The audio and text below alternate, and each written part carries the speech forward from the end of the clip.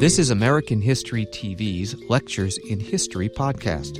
Lectures in History joins students in the classroom to hear lectures on campuses across the country. This week, University of North Carolina at Pembroke professor Jamie Martinez teaches a class about the Confederacy's economic policies during the Civil War. Good afternoon, everyone. How are you all doing? Our topic for today is the second part of our Civil War content for this semester, and I want to talk today about economic policy and social events that are tied to the economy, and I've kind of titled this Feeding the Confederacy. We will focus most of our attention on the Confederate States, and we'll talk about the crucial issue of how you make sure that your soldiers and your civilians have enough to eat over the course of the war. There are two key ironies of this Confederate experience for me, and that historians who study the Confederacy really point to. One is that the Confederate States of America is a predominantly agricultural nation, right? And we've talked about this before. The vast majority of the population in the Union and the Confederacy are people who live on farms, but especially in the Confederate States, we're dealing with a population that is overwhelmingly people who live on farms. And yet they will struggle to feed themselves more often than they will run out of bullets and armaments, right? So this is surprising when you think of an agricultural nation, right? The second big irony here is that the foundations of the Confederacy, the founding documents and the secession documents of the states before they joined the Confederacy said, we want a limited government with more power given to the states. And yet the Confederate government is going to become stronger and more invasive than any government people had seen to this point in order to wage war and try to feed everyone. Right? So these two key ironies. And we're going to talk about how they come about. Right? A flashpoint for this question of how you feed everyone is a series of riots in the spring of 1863 in the Confederacy, most notably in the key city, in the capital city of Richmond, although it happens elsewhere as well. Spring 1863, timing here is crucial. We talked last time about the Anaconda Plan and the blockade. We're more than a year into the war, almost 2 years into the war, really. The blockade is now effective enough that it is getting difficult to find specialty commodities and key foods that cannot be grown locally throughout the South because things are having trouble getting in. Right? So that's one key factor. Another key factor is that it's simply early spring, and the food people stored in the fall and in the early winter as they were getting in their crops, they've started to run out of it, but the new things they planted in the spring haven't really come into the ground yet. There's not a lot of things available, food available. So there's always going to be a shortage of food at this particular moment, but it's exacerbated by some elements of the war, as we will see in a moment. The Richmond bread riot is primarily enacted by women, right? Women who were working in the factories of Richmond, who were shopkeepers, who were small producers, so small-scale farmers who lived on the outskirts of the city. Right? And they have a number of concerns. The small-scale farmers have found it harder and harder to bring their produce into the city's markets and sell it. Right? The women who are working in the factories and shops can't get the food they need for their families. Their wages aren't keeping up with the cost of commodities as it's getting harder and harder to find things. Right? Most of them, their husbands are in the armies, right? Or there's a number of widows very prominently involved in this. Their initial plan is to go talk to the governor and see if the governor can help them, right? Because Richmond is the capital of the Confederacy, but it's also the capital of Virginia. So they think, we're going to go to our governor and ask for his help. They get to his house early on the morning of April 2nd, and they find out that he's already left to go to the capital. And so they march further into town, and people join them. It gets bigger, it gets rowdier. They start breaking into stores and grabbing the food, grabbing clothes, grabbing the goods they are struggling to get a hold of. That was the point of the protest in the first place. Becomes destructive. And they gather, they meet, they get to the Capitol, and the president of the Confederacy, Jefferson Davis, comes out and orders them to disperse. Right? Tells them, he's very dismissive of them. He's contemptuous. He tells them, go home to your families. Right? Do what women are supposed to do. And they say, well, we're trying to feed our families. This is what women are supposed to do. Right? He throws some gold coins at them and tells them they're going to be fired on by the soldiers in the area if they don't leave within 5 minutes. All in all, this is not good press for the Confederacy. Richmond gets a lot of attention. This is an illustration that comes from a northern newspaper that's mocking the women, where, showing them sending their husbands off to war early on, the Southern belles and the beautiful dresses, and after 2 years of war, this is what they have become. They've become these, sort of unattractive animal-like women in the streets stealing food. There are riots elsewhere, but Richmond gets the most attention because it's the capital, right? And also because of the way Jefferson Davis responded, and particularly the soldiers in the Confederate Army are not too thrilled when they hear that their president has suggested firing guns on women in the streets, some of whom might be their wives or their sisters, who are just demanding food. So the response from the government will be important. It doesn't look to a lot of people like the Confederate government does anything in response to this, but that's not the case, and we'll see that as we move forward. But I want to go back a little bit to what leads up to this. What causes this particular crisis? What are the factors going on in the Confederacy? Right? Well, on some level, there are deep roots in the agricultural choices made in the 20 years prior to the Civil War. Right? Nobody expected a civil war, so they weren't preparing for that. Right? And we talked about this very effective, productive slaveholding economy that created great wealth. Right?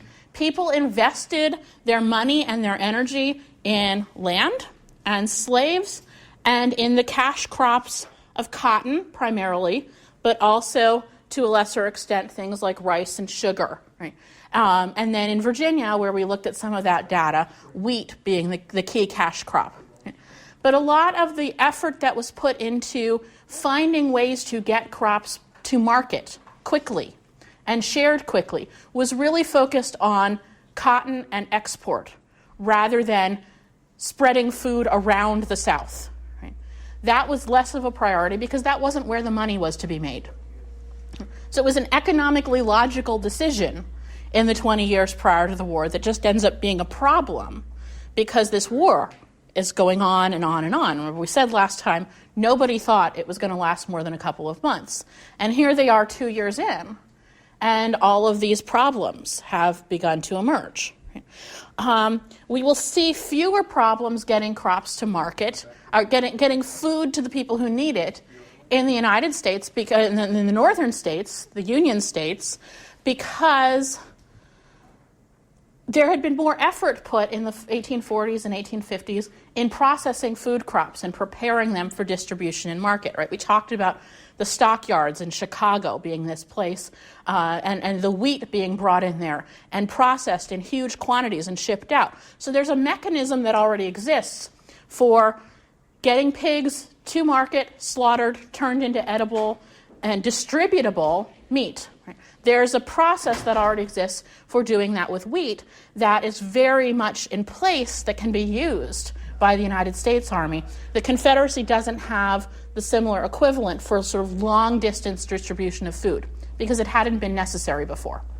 So they're trying to make up for that, and they make up for it better than anyone was necessarily anticipating, but it's still not a perfect system. When we turn to the events of the war itself, a key thing, and we talked about the progress of the armies last time. Right? Where were they the majority of the time in 1862? They're in Virginia, and they're in Tennessee, and they're in the upper Mississippi River Valley. And these are the places that grew most of the food, and particularly the big wheat farms of the slaveholding states were in these regions that are more heavily invested and have armies trampling through them far more often in the first 2 years of the war than some of the places that would have been primarily growing things like cotton and sugar. So that's another key factor. I mentioned already the blockade has started to be effective. It's not keeping out everything by 1863, but it's keeping out enough things that makes a difference in what people can get a hold of and how much it costs. Right? And so wealthy people might still be able to get things, but the people who were involved in these bread riots are really going to struggle to get commodities. Not bread so much, right, but coffee, right, things that had to be imported into the Confederacy. Two other key factors really tied to policies set in place by state and national government in 1862, again, to help the Confederacy wage war. First of which is conscription, the draft. And I said this last time, the draft for the Confederacy already began in the spring of 1862. When they're facing that string of defeats in the Mississippi theater, right, in what the Tennessee, but the Mississippi River kind of process, and all of those things were leading up to a sense in the spring of 1862 like the Confederacy was really struggling. The draft is part of that. What this does is take more men out of the field, out of the farms, and put them into the armies. It sets in motion a process that by the end of the Civil War will put over 80% of adult and older teenage white men into the armies. That's a huge number. So under any circumstances, it's going to be difficult to keep the home front economy going when you're pulling that massive a portion of the population and putting them in the army. Right? So that process is not complete by the spring of 1863, but the draft has existed for almost a year, and it is having an impact. Right? Another thing that's having an impact on labor available is the impressment of free black, enslaved, and American Indian men to do work for the army. We heard about this with the guest lecture we had at the end of last month.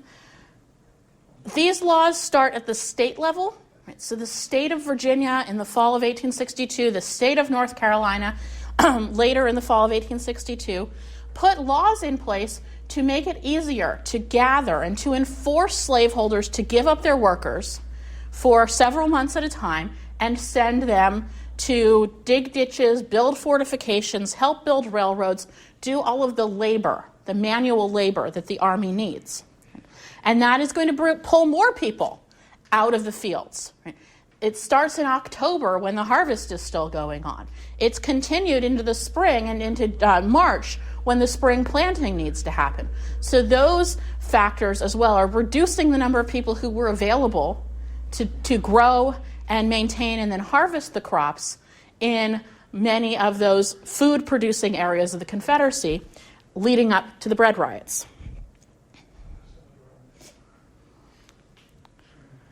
Another key factor in people's ability to buy food.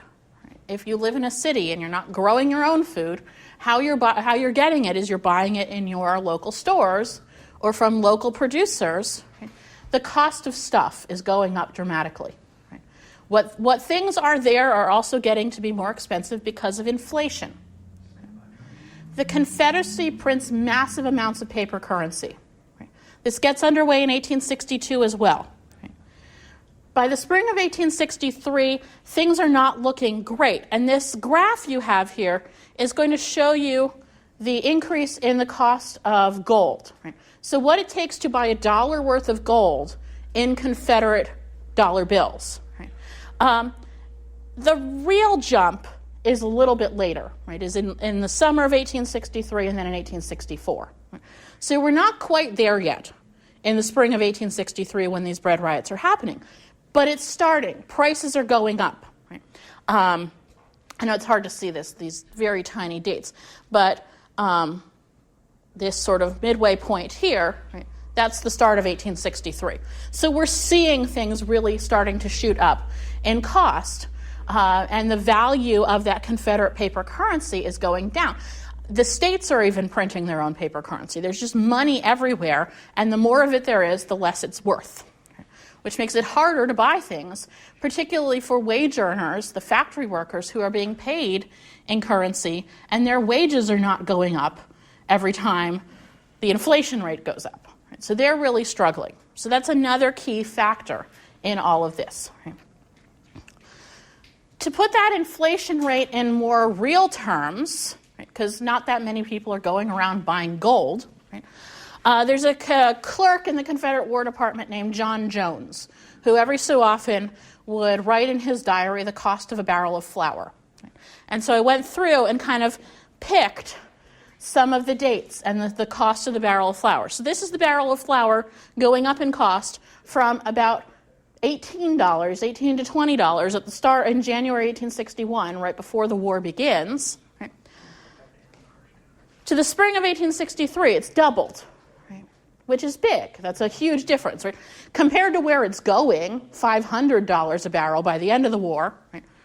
40 doesn't seem so bad, right, in comparison. But in 2 years, the cost of that barrel of flour has doubled, and your wages have nowhere close to doubled. Right? So this is a huge factor in people's experience of the war. I said before, right, that we've often interpreted the Confederate government's response, the national response to all of these economic crises and to this unrest, as being insufficient, that they didn't really do anything. Part of why we've seen it that way, why historians have seen it that way, and why people at the time living through it thought it happened that way, is because of the way they responded. They did things, but very often their response was through national policies and approaches that got implemented by local governments. So they gave local governments tools or expressly told local governments to do things that would help mitigate some of this crisis. Right? So they don't get any credit for having done anything. Right? The county court system, right? The county commissioners, the home guard put in place by the state, other sort of locally available elected officials or appointed officials are the ones doing these things. And so it doesn't seem like it's the Confederacy, but often there is a national policy behind all of that.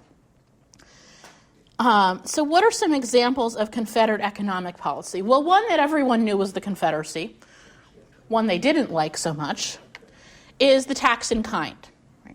Big surprise, people don't want to pay taxes. No one ever wants to pay taxes. Right? We've had that before. They're not paying these taxes. The Confederacy has no national tax in currency or in gold. Right? The tax in kind is a tax in what it is you produce. So if you are a wheat farmer, it's a portion of your wheat crop. If you raise hogs or cows, it's a portion of your livestock. If you grow cotton, whatever it is you are producing is a portion of your crop. Right? And there's a regularly sort of scheduled, announced, 10% is due on this day. The tax collectors are going to be coming through. Right? And they take your taxes in whatever it is you grow. Right? So if you are already struggling, if you're someone who was on the margins and your farm is just barely enough for you to make it, having to hand over 10 or 15% to the government is a big deal. Right? Particularly if you were struggling before the war and now your husband is away at the war, right? Or you've been injured and you come home and you're trying to keep things going. Right? This tax can be a significant burden for some people. So this is a policy everyone knows is the Confederate government and no one is happy about. Another policy everyone knows is the Confederate government and most people are not happy about is impressment of stuff. Right?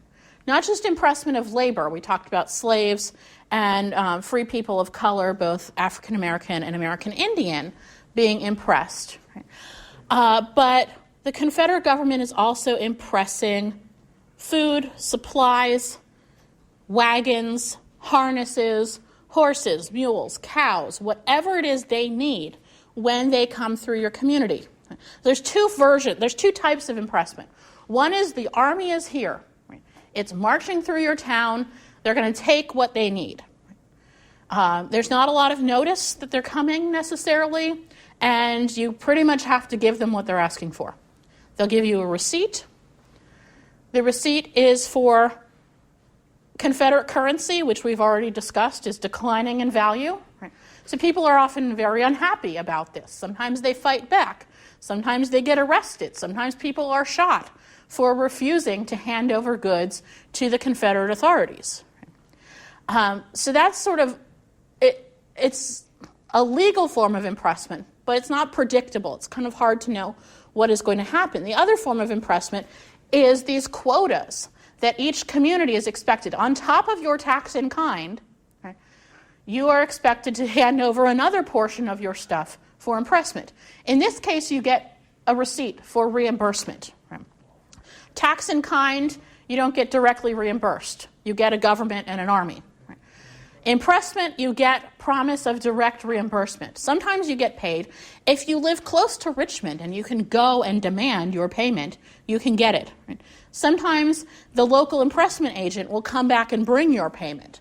Right? And so this is one of these policies that is a national policy. There's state laws and national laws about this, but the work of doing it is done by local people. Right?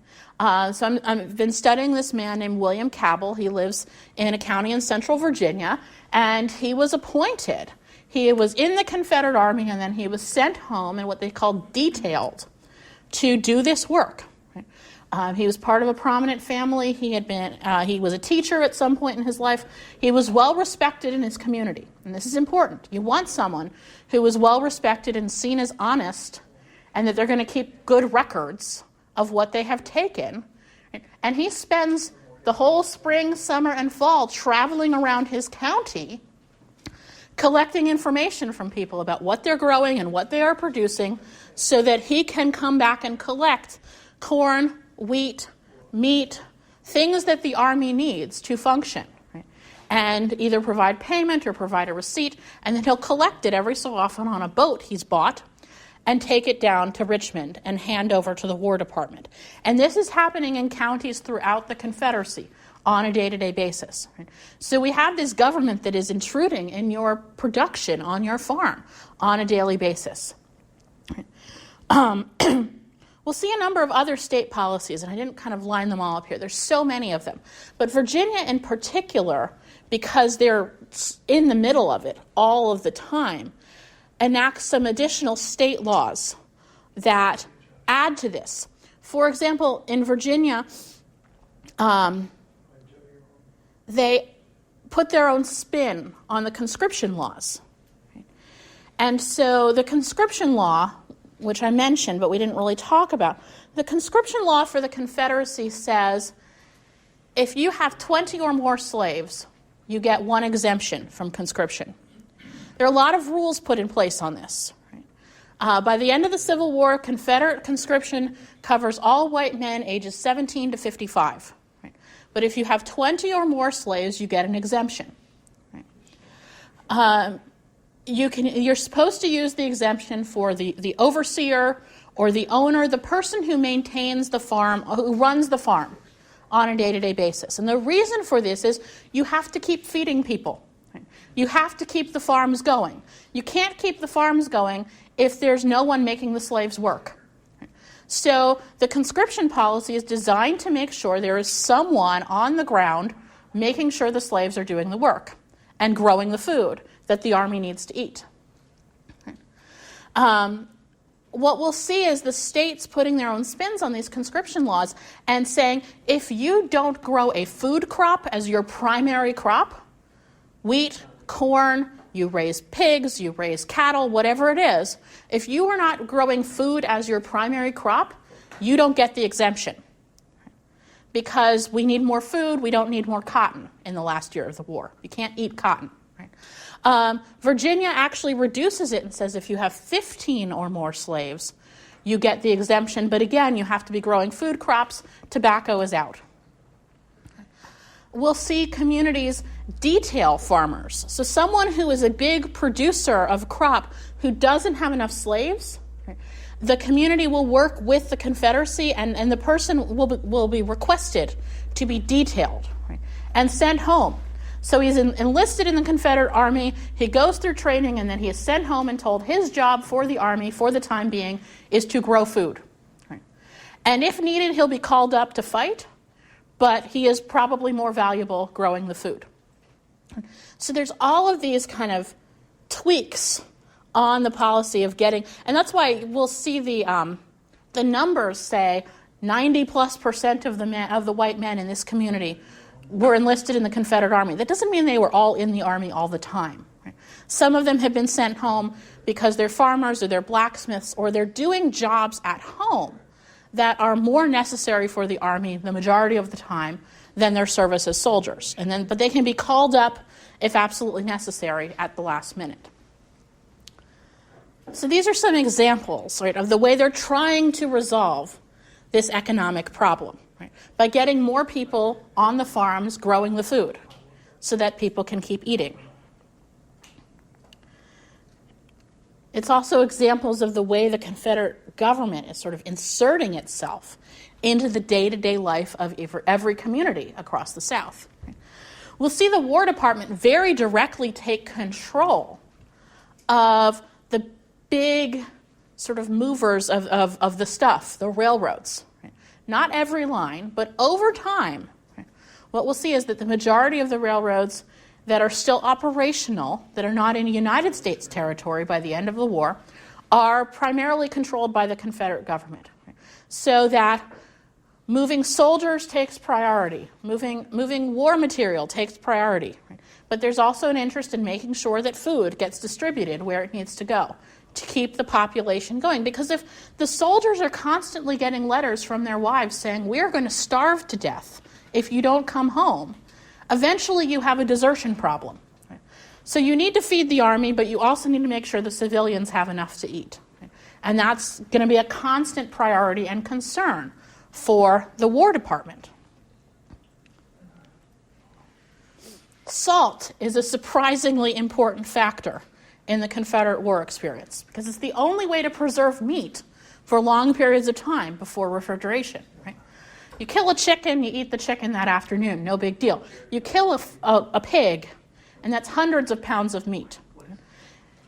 You need to figure out a way to preserve it for the long run. Right? And the primary Confederate ration is cornmeal and salted pork. Right? So the Army needs salt, right, to take all of those hogs they have collected and preserve that meat for the soldiers. But the people also need salt in order to preserve their own food. Right? There's a salt mine, a massive salt mine in Western Virginia, near, not surprisingly, the town of Saltville. Right? And a huge amount of Army resources are put into this place in Western Virginia that for the most part is not near any of the battles. Right? But it is heavily fortified, and they're constantly sending slaves out there to build better fortifications, and they're building rail lines that connect Saltville to the rest of the Confederacy because you can't preserve the food if you don't have salt. And then each state is put in charge of handing out salt rations to the people. And this, again, goes to the county level. The county governments are told, you have a pound of salt per person or 5 pounds of salt per person. It varies depending on the season and how much might need to be preserved. That you've been allotted, send someone from your county to pick up your salt, right, and then make sure it gets distributed. So this is another sort of industry that's being nationalized, and that the process of distribution then is being handed back to local governments to make sure it happens. And I've read through the correspondence of the governor of Virginia. There are months where literally half the letters he gets are about salt. Right? We will also see price controls put in place by the Confederate Congress, right? And a big debate over what is an appropriate price for commodities, because in Richmond, the prices have gone up much faster than in other places in the country that are more remote from the conflict. Right? So what is a fair price is a big subject of debate. But when they put those prices in place, they are prices for government purchasing. Right? This is how much the Confederate Army will pay for these products, whether it's cornmeal or wheat or pork or whatever. Right? Here is the Confederate government's purchasing price. Right? You might be able to charge ordinary civilians more, but this is what the government will pay. This is a problem for big producers because they are not making as much money as they could without those controls in place. Right? But it ends up being helpful for small farmers and their wives who were struggling economically because the Confederacy tells county governments that they can also purchase at these official government prices and distribute the food to the wives and widows of soldiers who need it. So again, it's an example of this national policy enabling local governments to meet the needs of the people. Right? It doesn't look like the Confederate government is doing anything because it's your local government that's giving you food. Right? But they're only able to do that because of a Confederate government policy that was put in place. Are there any questions so far? We have about 20 minutes left, and I wanted to switch gears, even though I said at the beginning this is about the Confederate economy. I wanted to switch gears and talk about the United States and some of its policies, right? Because, first of all, it's the only day we're going to have to talk about it. But I also wanted to provide some comparison points. Right?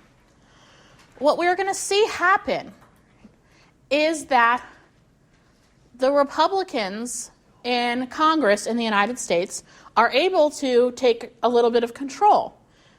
In the aftermath of the election of 1860, they did not have a majority. Right? But as 11 states left the United States, right, Democrats left, and the Republicans became the majority in Congress. And what they're going to enact looks an awful lot like what the Whig Party wanted, right? In terms of that American system economic plan that was put in place, or that the Whigs wanted to put in place in the 1840s and never managed to. Right? Some Whigs have migrated to the Republican Party, and they're going to end up getting a lot of what they wanted because those things help the United States wage war. For example, a national bank. Right? Keep hearing about a bank, it keeps coming back and going away. Right? Andrew Jackson killed the second bank. The third bank is created as a way to help the U.S. government, sort of better gather up the supplies of the countryside, to have one functional national currency. Right? And in addition to a bank, we're not just dealing with banknotes anymore. They legislate the creation of legitimate paper money, right? Through something called the Legal Tender Act. And this is important. Those U.S. dollars printed during the Civil War specifically say, this bill is legal tender for all debts, public and private. The Confederate money is not legal tender. They print it, or at least not officially in this way. They print it, the government prints it, and authorized it, but it doesn't have that same statement about being legal tender, which means someone can say, I refuse to accept this, I do not consider this to be money. The U.S. money says this is money, and everyone has to accept it as such. The other thing they do that helps keep inflation under control is they enact a national tax. We get an income tax in the United States. The Supreme Court rules it unconstitutional during the war, so it doesn't outlive the war. Right? But it helps balance the money that's going out through that paper currency being printed by having some money coming back in. Right? So that inflation in the United States over the course of the Civil War ends up being about 75%, which is a lot. Right? That means something you buy costs 7 times what it was before the war. But we're not going into the 500, 800 times that they're going in the Confederacy. And Confederate inflation is hitting 9,000% officially by the end of the war. So the United States plan works a lot better than the Confederate plan at keeping the economy going. We're also going to see that U.S. Congress has time to do other things besides wage war. And so that's also where some of this sort of old Whig policy comes up. We get a Homestead Act that makes plans for settling the West, right, in a more sort of official form than had been happening, and specifically in giving small family farm-sized plots of land, 60 acres. If you go out west and you can, over the course of 5 years, improve your farm, clear some of the land, plant a crop, build some sort of dwelling structure, doesn't have to be much, right, then you get to keep that 60 acres for free. This doesn't work if you are indigent, right? You have to have at least enough money to get out west, to get supplies, to put a crop in the ground, right? But you don't have to buy the land, right? So this is a way for people in that free labor ideology we talked about to use their own resources to move up and for the government to help them just a little bit, right, to become independent landowners in the West, right? This was very popular in the northern states prior to the war, but the slaveholding states had blocked it because they didn't want lots of little farms all over the West. That was going to prevent the spread of big plantations. We also see the Republican Congress pass the Land Grant College Act, which creates, which gives the states a way to fund the creation of universities, of normal schools for teacher training, but of state colleges and universities that will really focus on agriculture and engineering. So a lot of the public universities of the Midwest in particular are funded through the creation of this land grant college system. Land grant meaning that each state is given land out in the West, in a territory that they can sell, right, to land speculators, to developers, to the railroad companies, and then use the money to fund their school systems. Right? So Congress isn't giving them money outright, but they're giving them a way to get the money they need to do these things. And we also see Congress pass the Pacific Railroad Act that allows for the creation of the Transcontinental Railroad. And again, we talked about this in the 1850s being something that everyone wanted, but there being this big debate over where it was going to go, right? And was its primary route going to end in a slaveholding area or in a non-slaveholding area? Well, again, once most of the slaveholding states left, that debate was easier to settle in Congress. So we see the Republicans in Congress in the United States also, right, creating this much more economically active government than had existed before the war. And in many ways, it is the war that gives them the space to do this. Right? No one would have signed on, much as the Whigs and some of the Republicans wanted it. It would have been very hard to get the National Bank Act and the Legal Tender Act and the income tax through Congress if the war hadn't made it necessary. And the Confederate government had that same experience. They just had it to a much greater level because they had to put all of their energy and resources into waging war, right? And to becoming that very economically active government that had its hands in everything in order to feed the population, to feed the armies, to keep things going. Right? The fact that it worked for as long as it did, right, says a lot about how effective those systems were. So that while Robert E. Lee's army is having their successes in Virginia, right, and we talked about them heading into Pennsylvania in the summer of '63 to give the Virginia farmers some space to grow those crops that were then going to be collected on their behalf a little bit later, right? All of those battles we talked about being at places of transportation, the railroads and the rivers, right, is because there was all of this food to gather and send, and there was a mechanism behind the scenes for doing that that involved, people all over the place in the Confederacy. Right? So that's what I have for you for today. Any questions? Okay, I do want to take attendance as we are finishing up, so hang out, don't go anywhere, but you can begin to pack up your things. I just want to make sure I got everyone as you were coming in. But thanks so much. I guess we're going to finish early. Thanks for listening. Please rate, review, and subscribe to this podcast wherever you get your podcasts. We would love to hear from you. You can email us at podcasts@c-span.org.